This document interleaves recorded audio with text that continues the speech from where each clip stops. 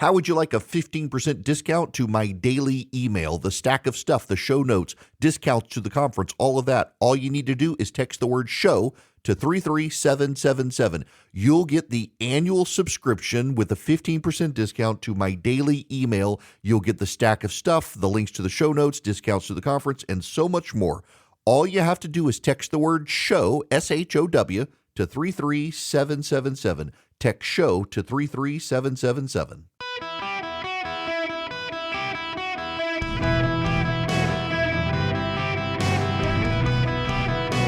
Welcome to the Eric Erickson Show podcast, Hour 2. Greetings, conversationalists. Welcome. It is Eric Erickson here across the United States of America. I am delighted to have you with me. The phone number and the phone lines are now open. All gremlins appear at this moment to be resolved. 877-973-7425. If you text SHOW to 33777. Text SHOW to 33777. You can get tickets to the Not Safe for Radio show October 10th. Looking forward to having you guys with me. Now, we got to talk about the Iran plan and the Iran deal. At the beginning of last week, we were told that all of the leaks about the Iran deal were Iranian propaganda. That was from the Vice President of the United States, J.D. Vance, who said all the leaks that were coming out were Iranian propaganda.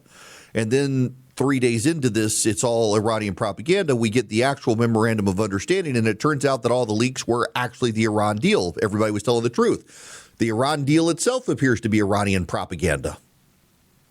That's what we were told. And then we were told once this happened and people began to read the text of the deal that Iran would get nothing except if it performed. Performance-based guarantees. Iran today has been given a waiver from the United States Treasury Department to sell up to $10 billion of oil. Iran has done nothing. We're just giving it to them. So they lied and said it wasn't the deal, and then it turned out to be the deal. And now they've lied again and said Iran can't get money until they've performed, and they haven't performed, and they've got money. And so now the spin is, well, but they've agreed to perform. So they've agreed to future performance after they get the cash. And many of you are thinking this makes no sense. Iran has agreed to allow IAEA inspectors back into the country, but they did that during the Obama deal too, and still they built their nuclear weapons in secret. This makes no sense. Why are we doing this? I want to play for you this audio. This is Senator Sheehy, Tim Sheehy of Montana, who was on Fox News this morning, who is no fan of the deal. By the way, Rick Scott of Florida, also a strong ally of the president, has come out very forcefully and said, Qatar and Pakistan harbor terrorists who want to kill Americans. Why are we letting them take the lead on this deal? That's not good. This is Tim Sheehy. Tell me if I'm wrong. I think they know a political cycle, and they know the president is going to be reluctant to take action if it's going to get the price of oil and gas up and hurt his chances of keeping the House and Senate. So they're going to play games up until the last minute. Am I wrong to think that? You're 100% right, and I think the vice president and his team are aware of that, which is why they're trying to put structural controls in place. But a piece of paper is not going to do that, and I hope the inspectors are a path that we can ensure they're actually not continuing to enrich uranium. But we can't control Israel, nor should we. They need to defend themselves, and our real allies in the region, our real allies are UAE and Israel. And do you think we've gotten off track with that when the vice president made his remarks on Friday, that Israel says we're the only friend they have in the world? I don't think that's accurate personally, but I think it's detrimental to our relationship with our number one ally. Pound for pound, as good as military as any in the world, and the intelligence sharing could not be replaced. Now, when you look at who's been by our side through thick and thin, no matter what, throughout the region for decades, it's been Israel, UAE, and of course Saudi Arabia as well. You know, Pakistan, let's not forget, Pakistan hid bin Laden for a decade. They funded through ISI insurgencies against me and my troops. Do you have a problem with them being an intermediary? I do. I think Qatar and Pakistan, they have a role to play for sure. But if they're going to be at the table, we better have UAE and Saudi and Israel at the table too, because Qatar's been laundering money for terrorist organizations for decades. The Pakistanis through ISI funded insurgencies against us and hid bin Laden. So to assume they're going to be objective middlemen here, I don't think is accurate. And I think we need to make sure we stand with UAE, we stand with Israel unequivocally, because they will be our vanguard in the region no matter what happens. And both of them were cut out of the negotiations with the American blessing. So what's going on here? I see people say there's no coherence to this. We're ousting Maduro in Venezuela, we're trying to upend Cuba, but here we're surrendering to the Iranians, and this is an American surrender. The Vice President of the United States of America is an isolationist. He grew up in an isolationist part of the country in Ohio, and he is at heart an isolationist. He joined the Marines. He went to Iraq. He came back cynical about American military force in the Middle East. He is an isolationist. The problem is the President of the United States is not an isolationist, nor is the Secretary of State, nor is the Secretary of Defense. Think about why we went into Iran. What was the prevailing argument for going into Iran? Iran was building a missile shield. A missile shield is not what you think of from Star Trek. You fire your missiles and it hits some electromagnetic shield and is destroyed. No, a missile shield is Iran was rapidly getting to the point where they had enough missiles to overwhelm the defenses of all of our allies. So if Israel attempted to blow up Iran's nuclear program, Iran could fire so many missiles at Israel and inflict so much damage that Israel wouldn't be able to recover because they had enough missiles to overwhelm the entire Iron Dome. They had enough missiles to overwhelm our Patriot missile batteries in Saudi Arabia and the United Arab Emirates. So one of the reasons that we decided to go in and take them out when we did was we wanted to wipe out their missile shield so that they could not then deploy it to build nuclear weapons. It's the same thing with North Korea. We didn't stop North Korea in time. North Korea built this massive conventional military force and could destroy South Korea if we went in and tried to stop their nuclear weapon capabilities. And we don't want Iran to be like North Korea because North Korea is an insane person, but at the end of the day is also a secular state not driven by a religious fundamentalism that wants to bring about the apocalypse. And Marco Rubio, that was the stated case. We've got to go in. We've got to go in. We've got to stop this. We've got to stop the missile shield from being built, or else they were going to be able to overwhelm every one of our allies in the Middle East, and we would not be able to stop them from building their nuclear weapons. The missile shield was a big, big determining factor. We went in to stop the missile shield, and now, ironically, in this deal cut by the Vice President of the United States, Iran will be able to keep its ballistic missiles and build its ballistic missiles. Now, in fairness, we have wiped out much of their defense industrial complex. We've wiped out their Navy. We've wiped out much of their Air Force. We've wiped out much of it. They'll have to rebuild it. But we are giving them permission in this deal to rebuild it. We are giving them permission in this deal to fund terrorism. We explicitly are saying in this deal we will not interfere with the internal politics of Iran. Therefore, we will no longer condemn their hanging of dissidents, which they've escalated today. We are giving up the ability to monitor their payments. We explicitly say in the deal that anything that the Central Bank of Tehran wants to authorize payment for, we give our blessing to. That's in the deal. That's the plain text of the deal. So why? Because the vice president's an isolationist. There is the thinking within this administration is very straightforward. They cannot say it publicly, and they get very defensive when you point out this is their thinking. But behind the scenes, they're willing to talk about it. They believe the United States is in decline. We've got a $35+ trillion debt. Interest rates are about to go up again. We are headed towards something like Japan. If we can't get our economy under control, there are no signs that either side wants to. So we cannot continue to be the leader of the world. They have decided we are where Great Britain was when Great Britain was declining as a world superpower.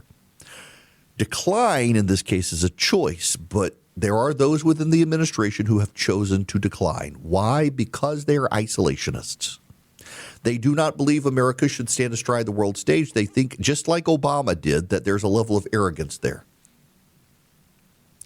So what they believe is that China and Russia are also strong powers, and we should divide the world up into a tripartite system.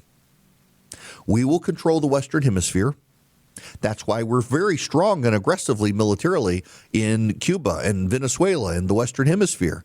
That's why we're working to oust socialist regimes in the Western Hemisphere. because we want a Western Hemisphere that is American dominated. And the rest of the world, China and Russia and Europe, they can fight it out.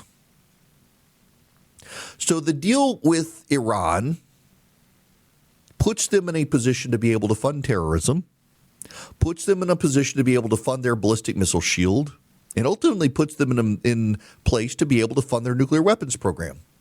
Just as they hid it from Obama, hid it from Bush, hid it from Biden, they hide it from Trump now, and they build a missile shield so that they can carry on with impunity, knowing that no one can stop them. And what will the response be? Well, the response from the isolationists who have designed this deal is, well, sorry, guys, they're too strong, just like North Korea. We can't stop them now. We got to focus on the Western Hemisphere. If you want to put coherence to the Trump administration foreign policy, that's the coherence you have to give to it. This is the vision of the Vice President of the United States. That's why inside the White House they call it the Vance Plan. J.D. Vance believes the United States needs to be contained just as much as Barack Obama used to believe America needs to be contained. So does J.D. Vance. Now, unlike Barack Obama, he believes the United States is good. Oftentimes, Barack Obama seemed to apologize for the United States. J.D. Vance is not going to apologize for the United States. But he thinks the United States gets involved in too many things and sends our soldiers to places they don't need to go, and he wants to restrict us from being able to do so. And so if you want to bring some coherence to what the president is doing between the Western Hemisphere and Iran, it is to understand that they believe we are in decline, and they have decided that we are going to do a containment strategy in the Western Hemisphere to make the United States dominant. We're going to give up the rest of the world. The problem here is multifaceted. One is that inevitably that strategy always leads to war, and we will get dragged into the war. The idea that China and Russia are just going to sit back and say, well, we'll stay out of the Western Hemisphere because of America. Really? You think that? That's naive. Also, we do have allies in the rest of the world, and we are committed to our allies. That's one reason J.D. Vance has wanted to walk away from NATO. That's another reason J.D. Vance, despite the success of the Ukrainian people fighting the Russians, has been deeply hostile to the Ukrainians. Why? It's not so much he hates the Ukrainians and likes the Russians. He's afraid of dragging the United States into a fight. He wants the United States out and off the world stage. So if we ally with the Ukrainians, well, that disrupts his vision for isolation. So he badmouths the Ukrainians and speaks ill of them to the president and gets the president, despite Ukrainian success and despite the Ukrainians willing to partner with us, well, they don't want it to happen. And so the result is this. There are judgments in this country's courts to the tune of $50 billion with the B, $50 billion against the Iranian Islamic Republic. We will get none of that money from Iran. It's not even contemplated in this deal. But Iran will get $300 billion. And today we're giving them oil waivers without a single bit of performance on their part, and they will get $10 billion. The State Department last week, it was no coincidence, I don't believe, that the State Department last week informed Congress that Iran funds terrorism with its oil revenue. And now we're giving them the oil revenue to sell. They will rebuild their ballistic missile capability. We've allowed them to keep it. They will build their ballistic missile shield. They will fund terrorism. And they will make it harder and more costly for the United States to engage them in the future because the vice president wants to deter American action and leave us just focused on the Western Hemisphere and cede the rest of the world to people who are not our friends. It's all by design. And I say again and ask the question again for which this White House offers no response. For 30 days, we bombed the snot out of Iran and targeted their missile capacity, their defense industrial base, and their military. Those were the only things we targeted: their missile capacity, their defense industrial base, and their military. What will Iran reconstruct with a $300 billion reconstruction fund if that's all we targeted? What will Iran construct with $300 billion when the only things we destroyed were their military, their missile capacity, and their defense industrial complex? I'll give you one guess. It's not the economy of their people, many of whom are being hanged today in the streets because they supported the United States. And the United States has also agreed to say nothing about that in writing in the treaty. So, I'm kind of a sleep snob. I change out my bed mattress less than 8 years in. Regularly, I'm on, I guess, my third or fourth mattress, and I finally discovered Brooklyn Bedding. I didn't want a pure foam mattress. Online there's foam mattresses. I'm a heavy guy. I sink into them. I want the coils as well. And Brooklyn Bedding, well, they've got the king size, the queen size. They got the twin. They've got the made in USA with high-quality materials mattress that's going to give you a great night's sleep. Don't underrate your sleep. Walk 7,000 to 10,000 steps a day, eat well, and sleep. Sleep is part of actually having healthy habits and getting great night's sleep. Go to brooklynbedding.com. Use my promo code Eric at checkout. Get 30% off site-wide. The offer is not available anywhere else. That's brooklynbedding.com. Promo code Eric, E-R-I-C-K, for 30% off site-wide. Support the show. Let them know that we sent you to check out brooklynbedding.com. The promo code's my name, Eric, E-R-I-C-K. Welcome back. The full number, 877-973-7425. Should you wish to be on the program? Well, as for the deal, this is from CBS News, and the reason I play this is because the president's team over the weekend highlighted the CBS News polling that most Americans don't want to be in war with Iran. They just left out all the other key details. So why does the public think he made the deal? So they see a bit of expediency here in the sense that, yes, they think the administration is making the deal mainly because it wants to end the war, not that it thinks the U.S. has necessarily met all of its goals. Cutting its losses, essentially. And at the same time, they suspect the administration didn't quite judge the reaction of the world economy. That has the ramifications back for gas prices at home, of course. And so that going forward says, okay, the people who say they've been most affected by gas prices are the ones who most want the war to end. And you see some of that reflected in the president's approval ratings, which have been ticking down through the course of the war, but they've stabilized now, just up another point. However, I should add, within the Republican base, the president's base, which has and does back him on this, there's a sizable 40% that say they think the administration should press on until Iran gives up more. So they see some unfinished business here. They're more likely to say it's not acceptable to leave the current Iranian regime in power and in the war. They're more apt to think that Iran, yes, will threaten its neighbors. That's what I mean by that unfinished business. And overall, the public still thinks that this conflict has created more problems than it solved. Yeah, public not a big fan of what has happened and really not a fan of the deal. Something like 70% of Americans think it's a bad deal. I'm curious about the third of Americans, roughly, who think it's a good deal, or the 20% of Americans who think that Iran now has a better relationship with the United States. Who actually thinks Iran has a better relationship with the United States now? 20% of America apparently believes that. We do have all sorts of insane people out there. When we come back, though, we got to talk about the insane Democrats. I got some audio that's going to blow your mind. First, I need to tell you about my bank, Old Glory Bank. They could be your bank, too. I was in Oklahoma City. They're headquartered out there. OldGloryBank.com/Eric, OldGloryBank.com/ERICK. You can sign up with Old Glory Bank today. You can get a checking account, a savings account. I got a no-fee checking and no-fee savings account with them.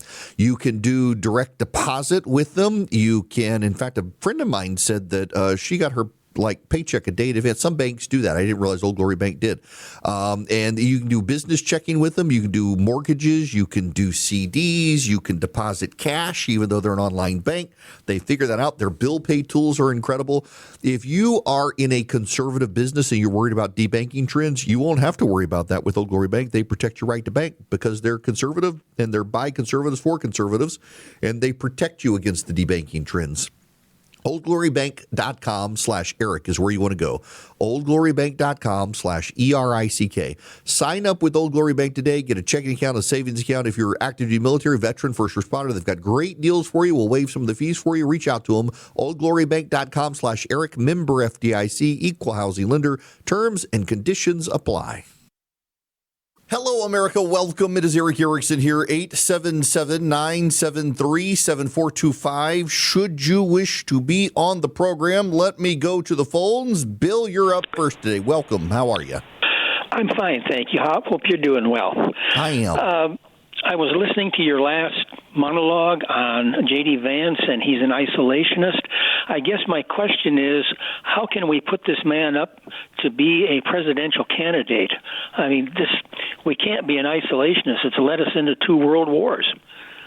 Well, look, I mean, people are fickle, and if Vance is the Republican nominee, there will be a whole lot of people who don't particularly like his policies who say, well, he's better than the other guy, so they'll vote for him. If the president gets behind him. I'm not so sure he would be better than the other guy. That's what's got me really worried. Well, listen, you can say that now, Bill, but when the other side puts up someone who is really bad, there will be a lot of people who hold their. I mean, look, there are a lot of Republicans who don't particularly like Trump, but they're like, you know what, better than Kamala Harris, let's go. So that was true. My big worry about this is going where you say it's going, that they will get a nuclear weapon and they will use it. I may not be around to see it, but.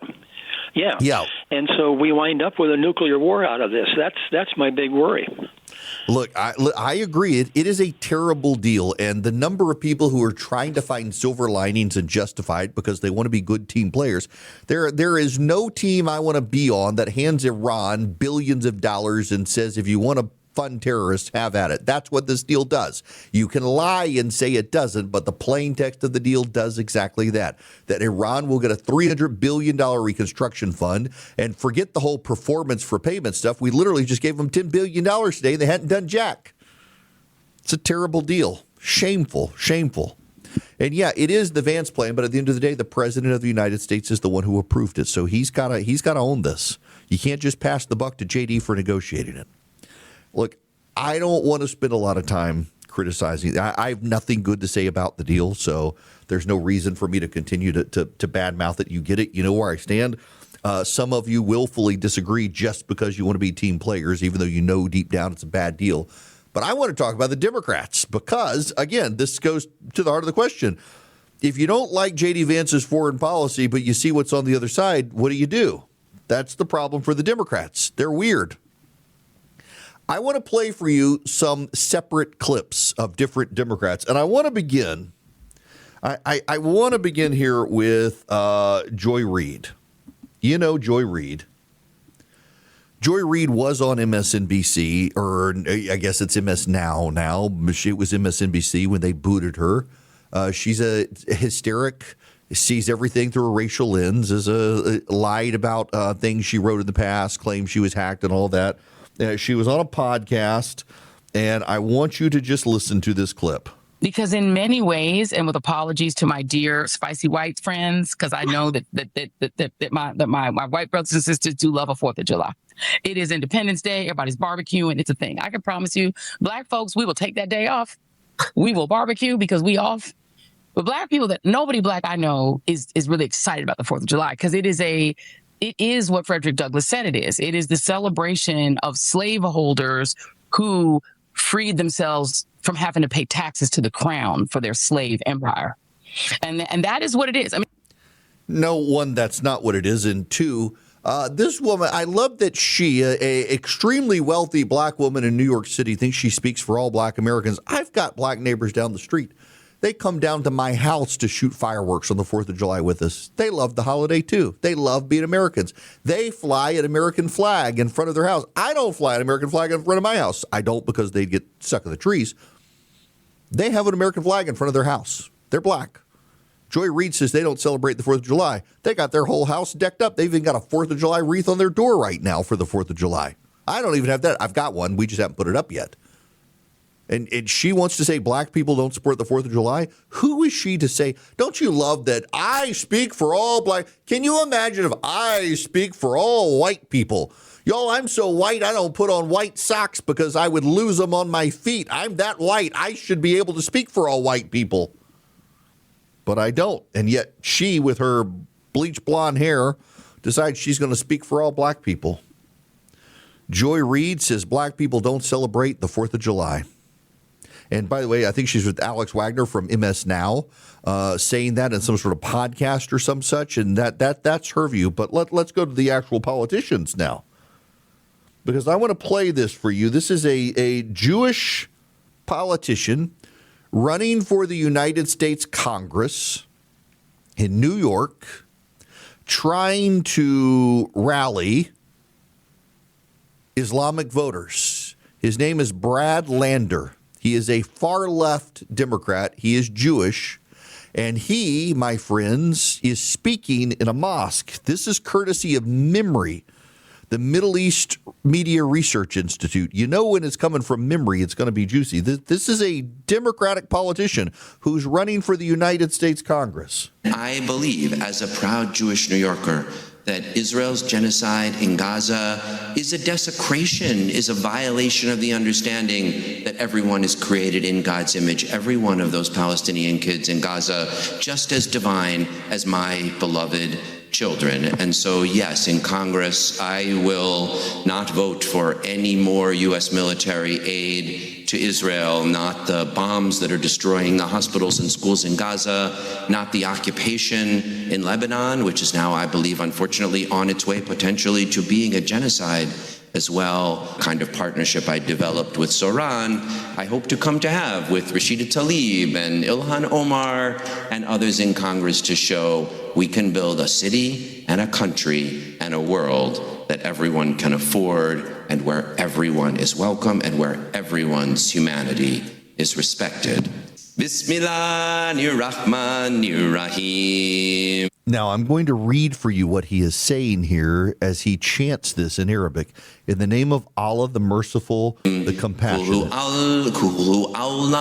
Allah, who is one Allah, the eternal refuge. He neither begets nor is born, nor is there to him any equivalent. Thank you very much for welcoming me today. Through your hands comes the relief for the believers and the killing of the infidel by your sword. You got that? That is, after he leaves, after this Jewish politician leaves, they chant this. They chant this after the Jewish politician who sings to them in Arabic about God, who is neither begat nor begotten. That is a rejection of Jesus' divinity in the Quran.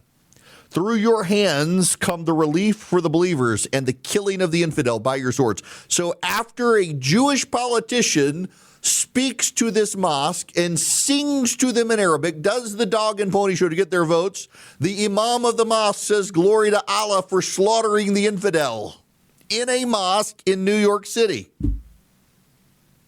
That guy is desperate to get the Islamic vote on his side. And, you know, the irony here is the person he's running against is even more radical than him. And then there's James Tallarico, friends, down in Texas. Some new audio has surfaced about Tallarico. Listen to this. My imagination is also just limited by my own background and identity, right? My whiteness, my masculinity, all those things limit my imagination about what's possible. So I have to continually press against that to try to expand the limits of what I'm dreaming of for our community.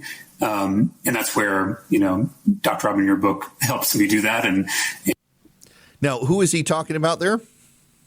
He's talking about a trans queer Latinx theologian, Roberto Henderson Espinoza. That is James Tallarico's inspiration for seeing beyond his whiteness and masculinity. A trans queer Latinx, in other words, a white person with mental health issues, is James Tallarico's guide to see beyond his masculinity. I bet he has seen beyond his masculinity. Friends, the Republican Party is not doing great these days. But I'll take it over the weirdos of the Democratic Party. You got James Tallarico, who wants to see beyond the limits of his whiteness and masculinity by learning from a trans queer Latinx theologian. You've got a Democratic politician who goes to a mosque in New York City, grovels to them for their vote, sings to them in Arabic about the greatness of Allah, and is then followed up by the imam saying death to the infidel. You've got Joy Reid saying how black people don't celebrate the 4th of July. You've got a guy in New Hampshire who volunteered for an al-Qaeda affiliate in Bosnia. You have a guy in Michigan who is an apologist for Hamas and isn't sure Israel should exist. You've got a Nazi in Maine. You got this woman running in New York City who is Zoran Mandami's pick, who is a New York transplant who lives off her parents and believes that we should abolish the police, that crime is a state of mind. You've got a Democratic Soros-funded prosecutor in Philadelphia, Pennsylvania, who has made up evidential errors in order to dismiss murder charges against non-white people because he thinks they're oppressed.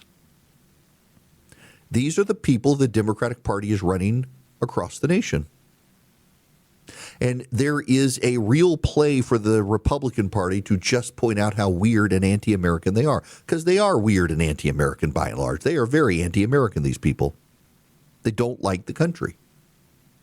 I'll criticize J.D. Vance for his isolationist foreign policy, but I don't doubt for a minute he loves the country.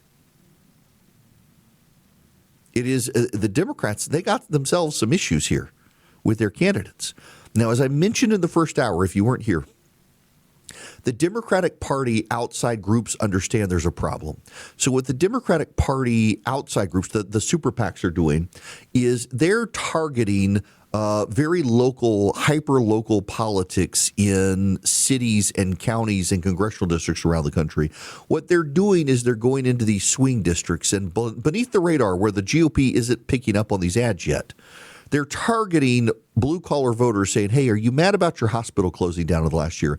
That was the fallout from President Trump's tax cuts. He gave the wealthy tax breaks and your hospital closed down. Hey, are you mad about your local industrial hub shutting down? That's the president's tariffs. The president's tariffs caused that business to shut down. And you should remember that in November. It's very smart politics. Nationally, the Democrats are screaming about Trump as an authoritarian and Donald Trump is a threat to democracy and somebody's got to contain Donald Trump. But locally, the Democratic candidates, the congressional candidates, are focused on hyper-local issues.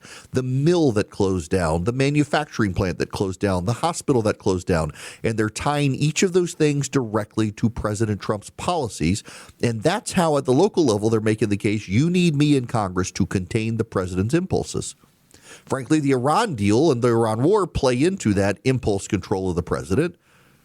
And the Republicans, their response is going to be, look at these weirdos. The problem for Republicans on the look at these weirdos piece is that if you have some really good Democratic candidates in swing districts and they're focusing on the very local issues are going to trump the national issues. The local hospital closing down is going to more meaningfully impact your life in North Carolina than James Tallarico being a weirdo in Texas is. And that's where the Republicans need to be very, very, very careful how they figure out how to campaign moving forward into 2026.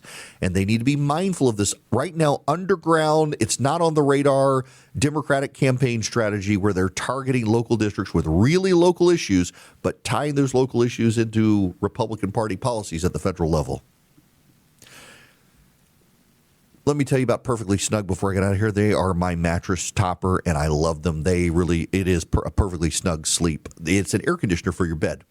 So every night when I get to bed, my sheet is a little inflated. It is because I already have the Perfectly Snug mattress topper set to turn on and blow cool air through the mattress topper. So I'm cool when I lay down. I can actually not have to have my thermostat as low because the mattress topper is cooled off and it's very, very quiet. You cannot hear the fans unless you really crank it up. And then you can hear the fans, but it's blowing a lot of cool air. It can also heat up. In the wintertime, you can keep your bed nice and warm for you. So when you have to get out of the bed in the middle of the night, go to the bathroom, and you come back, your bed's still warm. It's not cold.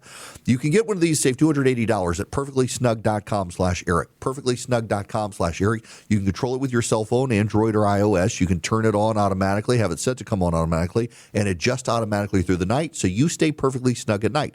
Go to perfectlysnug.com/Eric today. Perfectlysnug.com/Eric. Save $280. You put your fitted sheet on top of it, and then you sleep perfectly snug. Perfectlysnug.com/Eric. So, I'm kind of a sleep snob. I change out my bed mattress less than 8 years in.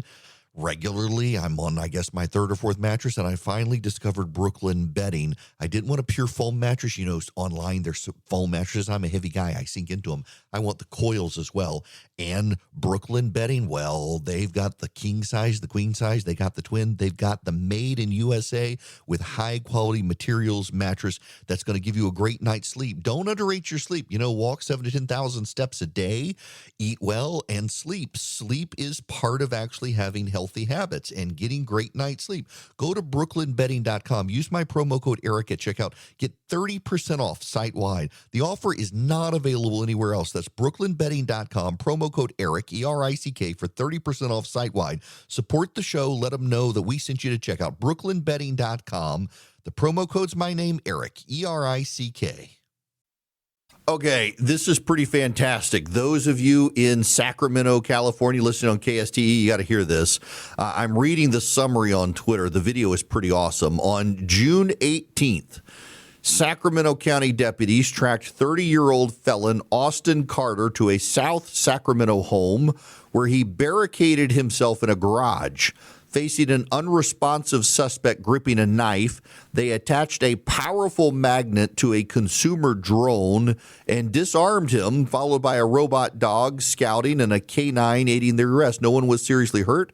The sheriff's office heralded it as a nationwide first for non-lethal innovation using everyday tech. They released footage showing the pilot skills with VR goggles. Literally, they put this really powerful magnet on this drone, flew it in, and it yanked the knife out of the guy's hand. The magnet yanked the knife out of the guy's hand, and the drone took off. And then they sent in a robot dog and a regular dog to apprehend the guy. It was kind of wild. Good for you. Those of you, hat tip to you, tip of the hat, Sacramento police. That is very well done. The SWAT team for Sacramento, very, very well done. I'm genuinely impressed with that. Sacramento Sheriff's Office has the video of the sheriff's deputy flying the drone. That was really well done and tight flying too in those quarters. You know, I've got a Phantom 5 DJI drone. I have not taken it out of the box in more than a year. I typically, when my father-in-law has a clog in his gutter, can fly it over and see what the clog is, and 9 times out of 10 it's a kid's wiffle ball or something, but hadn't done that in a while. I need to get my drone out. I used to take some, but you know, they're so highly regulated now.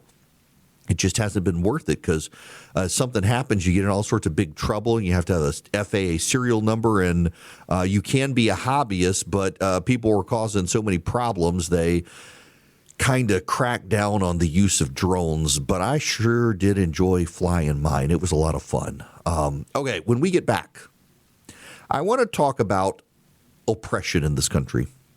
A lot of people blasting Elon Musk for being a trillionaire and the awful things about billionaires in this country. But actually, when you think about it, our way of life is more oppressed because of poor people than wealthy people.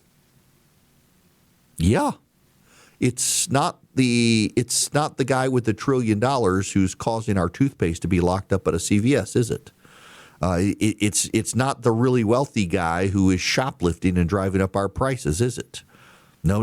All these progressives want to blame the billionaires when actually it's the poor who are increasingly the problem in the country. Oh, we're going to talk, but we absolutely are going to talk about that. But first, I've got to tell you about American Financial. They would love to be able to help you this year with your mortgages. They have salary-based mortgage consultants, which is very big deal. Salary-based mortgage consultants. It's an exhausting cycle that people are dealing with right now, with mortgage rates in the 5s and interest rates about to go up. Customers are saving an average of $800 a month by wiping out high-interest debt. That's money that stays in your pocket to fight back against rising costs. There are no upfront fees, no pressure. If you start today, you could delay 2 mortgage payments. Give American Financing a call. 866-886-9262. That's 866-886-9262 or AmericanFinancing.net/Eric. AmericanFinancing.net/Eric. 866-886-9262. AmericanFinancing.net/Eric. NMLS number 182334. NMLSConsumerAccess.org. APR for rates in the 5 start at 6.327% for well-qualified borrowers. Call 866-886-9262 for details about credit costs and terms. Visit AmericanFinancing.net/Eric. Average Average savings based on borrowers who save over $199.